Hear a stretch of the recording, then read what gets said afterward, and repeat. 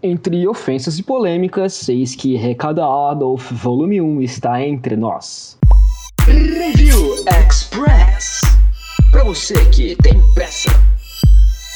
Olá, meninos e meninas, senhoras e senhores, rapazes e raposas, sejam todos muito bem-vindos a mais um vídeo do Review Express. Eu sou o Kim Martins e se ao final desse vídeo você tiver curtido o conteúdo, clica no joinha e não esqueça de se inscrever. Hoje nós vamos conversar sobre o último mangá que a editora Pipoca Nankin lançou, Recado a Adolf, volume 1. O Pipoca Nankin resolveu resgatar um grande clássico de Tezuka. Ele chegou ao Brasil agora, no mês de outubro de 2020, com 612 páginas em papel poroso de boa gramatura, capa cartão e sobrecapa com verniz, ao preço de R$ 89,90, mas com aqueles 30% off da pré-venda. Osamu Tezuka é considerado o deus dos mangás e não por acaso. O cara revolucionou a forma de produzir quadrinhos no Japão e com certeza foi o maior responsável pela popularização dos gibis japoneses. Em seu portfólio nós podemos encontrar a Nova Ilha do Tesouro, a Princesa e o Cavaleiro, Kimba o Leão Branco, Buda, Blackjack, o famosíssimo Astro Boy, entre outros. Poucos anos antes de sua morte, ele produziu Recado a Adolf, uma obra um pouco diferente do que ele estava habituado a fazer.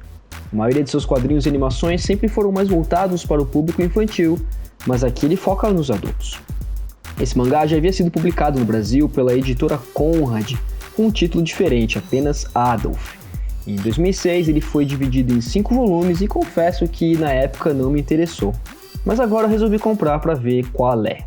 Diferentemente do que aparenta ser e do que ouvi um famoso gibi-tuber dizendo, essa não é uma biografia de Hitler. Aqui nesse volume 1 você acompanhará 2 plots principais, ambos sendo contados paralelamente e começando na Olimpíada de Berlim em 1936.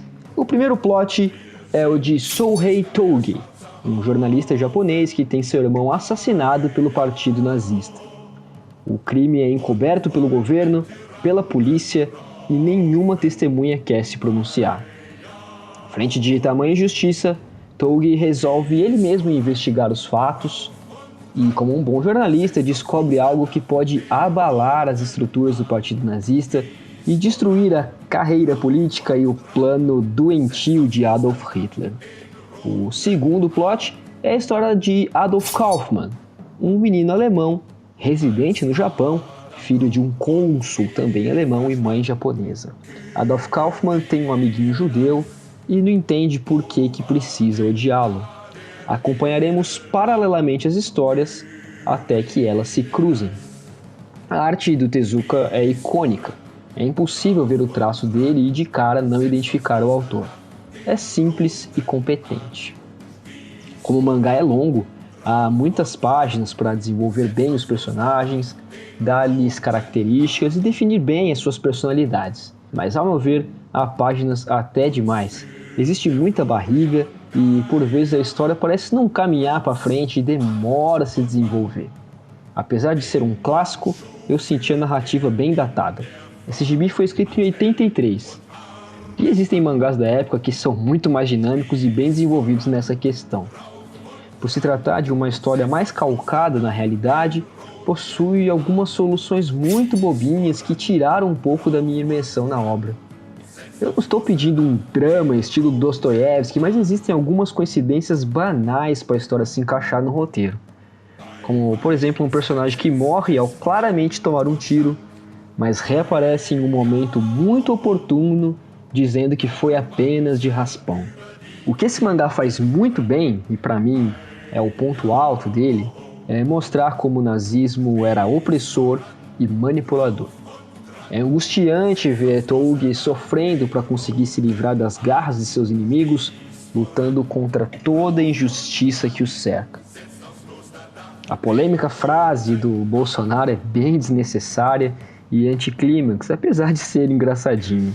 Não vou me alongar nesse assunto, pois o Fernando do Central HQs fez um vídeo excelente com resposta da própria tradutora, e eu deixo o link aqui para você ver.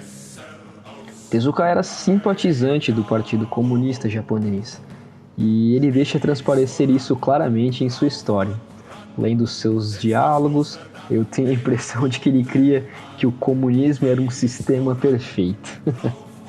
Esse primeiro de 2 volumes não me agradou tanto assim. Confesso que esperava uma história mais legal, tendo em vista a envergadura do autor e o barulho que esse mangá fez. Todavia, eu quero ler a conclusão da história, pois apesar de arrastado, o enredo é muito interessante, é uma obra bem provocadora. Bem, o Review Express termina por aqui. Um beijo com toques de pacifismo no bumbum de vocês. Até a próxima!